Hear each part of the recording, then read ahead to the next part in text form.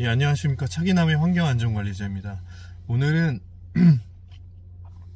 그 폐기물 처리 계획 변경이 완료가 돼서 거기에 대해서 좀 이야기를 드리려고 합니다. 정확하게는 이제 지정 폐기물이죠. 지정 폐기물 처리 계획 변경이 완료가 되었는데, 이게 이제 좀 행정적인 사항을 이해하시면 좋은데, 그건 좀 나중에 아마 말씀드릴 수 있을 것 같고요. 어떤 일이 있었냐면은, 저희가 이제 기존에 폐유가 발생해서 폐유를 처리하고 있죠. 폐유를 처리하고 있는데, 이게 이제 배출자가 있고 운반자가 있고 처리자가 있어요. 저희는 이제 배출자에 해당이 되는 곳이고, 그 다음에 운반자는 말 그대로 운반하는 업체이고, 처리는 운반자가 운반한 그 폐유를 받아서 최종적으로 처리하는 데가 처리자인데, 처리자 쪽에서 기존에 예를 들면은 자기네 처리 단가가 이제 20만원이었는데, 처리 단가 20만원이었는데 25만원으로 갑자기 이거를 올려버린 거예요. 근데 이게 이 올린 게 어떻게 되는 거냐면은, 예를 들면은 공문을 보내서 우리가 이러한 사정이 있어서 한 달 뒤부터 25만원으로 인상을 할 거다. 할 거니까 거기에 대해서 너희가 대응을 해라. 같이 할 거면은 뭔가 계약을 변경해야 되고, 같이 안 할 거면은 뭐 알아서 해라. 뭐 다른 업체 알아보는가. 그렇게 해서 이제 어떤 이거를 대응할 수 있는 시간을 줘야 되는데, 갑자기 이거를 25만원으로 변경을 해버린 거. 우린 다음 주부터 25만원이면 아예 이제 안 받을 거다. 이렇게 돼버리니까 운반자 쪽에서 할 수가 없는 거예요. 왜냐면 돈은, 배출자는 운반자한테 돈을 주는 거고, 운반자는 또 운반자가 처리자한테 돈을 주는 거거든요. 그렇게 되다 보니까 운반자에서 그 증가한 5만원, 그 5만원은 단순히 5만원이 아니라 톤당 단가를 얘기해요. 톤당 단가. 그러니까 예를 들면은 10톤이 늘었다 그러면은 곱하기 5만원이 되니까 한 달에 50만원을 더 내야 되는 어떤 그런 상황이 되는 거죠.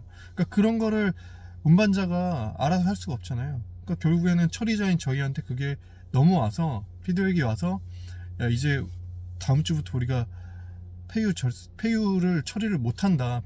그 처리자가 단가를 갑자기 인상해버려서 그 단가에 못 맞추면 처리를 못 해주겠다고 했다 라는 상황이 되어버리니까, 이게 이제 갑자기 난감해지는 거예요. 그러면 이제 어떤 상황이 발생하느냐.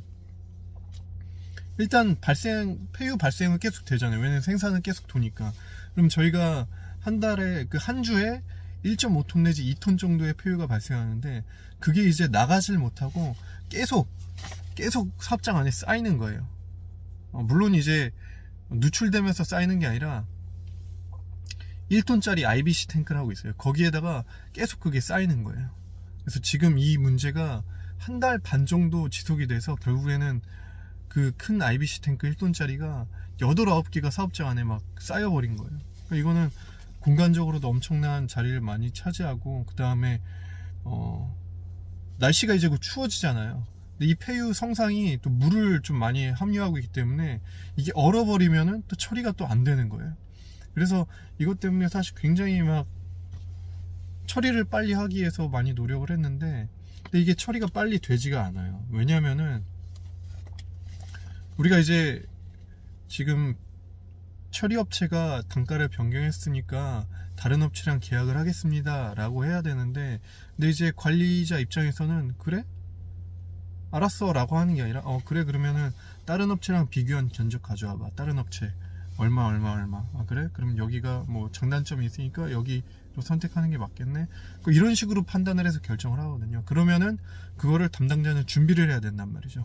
견적을 취합하고, 그 다음에 어떤 장단점을 확인한 다음에 그거를 레포트에 다 포함을 시켜서, 그러면은 이 업체가 제일 좋을 것 같습니다 라고 해서 그거를 올려야 되는데, 그 과정이 오래 걸려요. 왜냐면은 폐기물 처리 같은 경우는, 특히 이게 폐유 지정 폐기물이기 때문에 성상 확인이 중요하거든요. 처리하는 업체에서는. 왜냐면 자기네가 처리를 할 수 있는 폐유인가 아닌가가 확인이 돼야 돼요. 왜냐면 자기네 처리 방법이 소각일 수도 있고, 뭐 일반 소각, 고온 소각, 그 다음에 정제해서 재처리해서 재활용하는 걸 수도 있고, 여러 가지 처리 방법이 다양하기 때문에 그런 자기네 처리 방법에 맞는 폐유의 성상인지를 확인해야 되고, 그걸 이제 예를 들면은 처리 업체가 방문해서 샘플을 떠가요. 샘플을 떠간 다음에 자기네 어떤 분석실이나 실험실을 통해서 성상 분석을 하고 이게 우리가 처리가 가능합니다라고 피드백을 줘야지 그게 오케이가 되는 거거든요. 그런 과정 자체가 오래 걸리는 거죠. 왜냐면 업체를 뭐 예를 들면 3개의 업체의 견적을 받기 위해서 3개만 딱 컨택할 수 없거든요. 한 5, 6개는 컨택을 해야지 그 중에 못하겠는데요 라는 데도 있고 뭐 멀어서 안 되겠다는 때도 있고 막 하니까 5, 6개는 컨택을 해갖고 우리 언제 이거 처리 상황이 이런데 우리 좀 와서 폐기물 한번 확인 좀 해줄 수 있냐, 폐기 한번 확인해 줄 수 있냐, 뭐 이런 것들이 다 또 중간에 조율이 다 되는 거예요. 그러니까 이거를 레포트를 만들어내는 것 자체가 오래 걸리고, 그 다음에 어쨌든 어차저차해서 레포트를 만들어서 견적 비교한 다음에 다 넣어서 레포트를 만들어서 제출을 위에 이제 보고를 하면 결제를 하잖아요. 그러면은 또 이게 저희 회사 시스템이 구매는 구매팀에서 하게 돼요. 제가 직접 하는 게 아니라 이 구매 계약 업무가 구매팀으로 넘어가서 구매 쪽에서 진행을 하는데, 이때는 또 절차가 또 있어요. 그러니까 뭐 가격이랑 금액 한 다음에 이제 전자입찰이라는 걸 합니다. 전자입찰. 그 얘기는 이제 내가 견적 취합한 업체들이 어떤 온라인 시스템에 접속을 해서 이 계약건에 대해서 자기네가 제시할 수 있는 금액을 거기다가 이제 전산에다 입력을 또 해야 된다라는 거예요.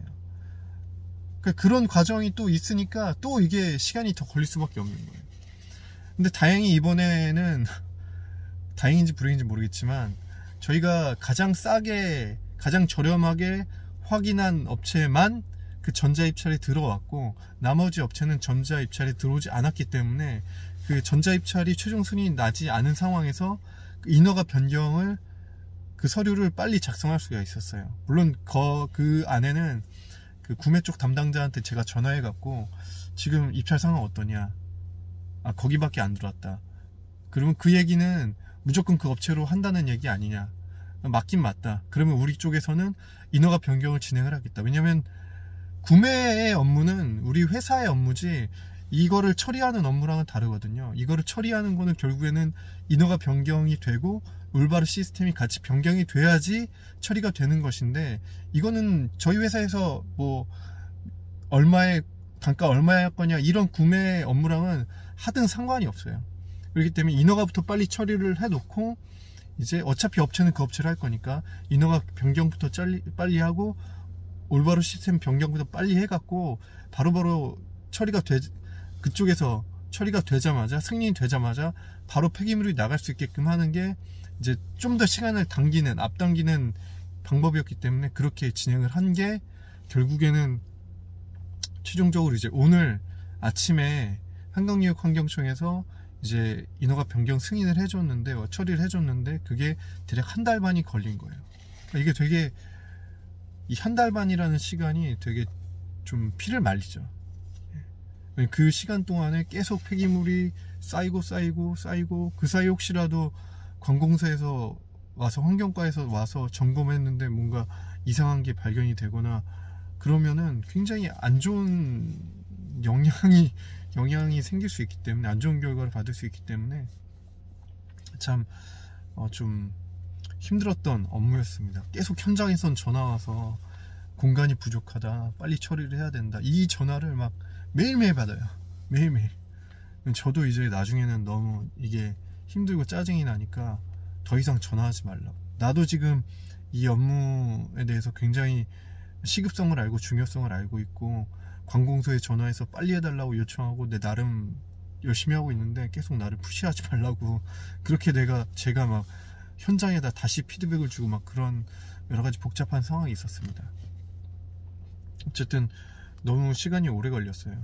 이 배출자, 그러니까 처리자 쪽에서 애초에 좀 여유를 갖고 좀 기간을 주고 이제 처리할 수 있는 시간을 줬으면 좋았을 텐데, 그렇게 못하다 보니까 이걸 대응하고 정리하는 데 시간이 너무 오래 걸렸습니다. 결국에는 이제 오늘 아침에 인허가 승인이 됐고, 내일 탱크로리가 와서 다는 못 빨아가고 한 6개 IBC 탱크 분량 정도는 이번 주 내일 처리가 될 것 같고, 나머지는 또 뭐 목요일이나 금요일, 늦으면 뭐 다음 주 월요일 정도에 처리가 될 것으로 생각이 됩니다.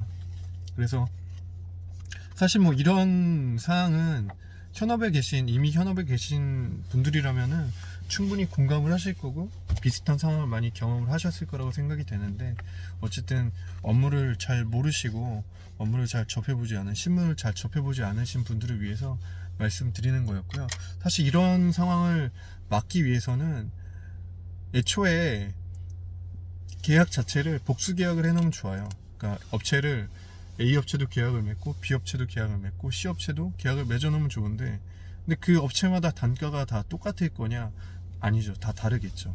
그렇기 때문에 회사에서는 다 다른 단가에 대해서 계약을 다 진행하는 걸 원하지 않거든요. 가장 저렴하고 가장 합리적인 그 업체 하나로만 계약을 해놓고 최대한 그 업체로 진행하기를 원하기 때문에 이런 상황이 발생하는 것인데, 어쨌든 좀 담당자로서 대응을 하고 처리를 하는데 상당히 쉽지 않은 부분이고, 사실 이 폐기물 처리 관련된 업무는 너무 이 경우의 수가 굉장히 많아요. 업체에 혹은 올바로 시스템에 혹은 우리 생산 라인 어떤 사정에 따라 막 그런 배출량도 막 왔다 갔다 하고 처리 상황도 막 왔다 갔다 하고, 또 처리장에서 자기네 설비 고장나서 받을 수 있다 없다 뭐 이런 것도 막 왔다 갔다 하기 때문에 경우의 수가 굉장히 많아요. 저도 항상 새로운 상황에 직면하고 또 그것을 해결해 나가면서 업무를 배우고 있는 상황인데, 어쨌든 환경관리 쪽 업무를